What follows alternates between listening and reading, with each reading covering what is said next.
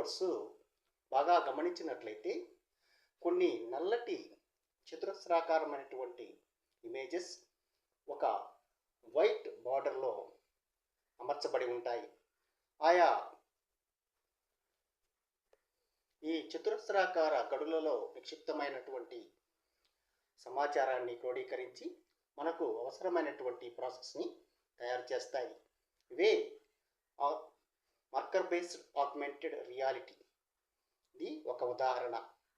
మరొక ముఖ్యమైన టెక్నాలజీ చూసినట్లయితే లొకేషన్ బేస్డ్ ఆగ్మెంటెడ్ రియాలిటీ. ఇది కూడా మనము దైనందిన జీవితంలో విరివిగా వినియోగిస్తూ ఉంటాం. ఉదాహరణకు చూసినట్లయితే లొకేషన్ షేరింగ్ చేసేటప్పుడు మనము మన మొబైల్ డివైజెస్ నందు జీపీఎస్ను వినియోగించి మనము ఉన్నటువంటి లొకేషన్ని రియల్ టైంలో తెలియపరుస్తూ ఉంటాం.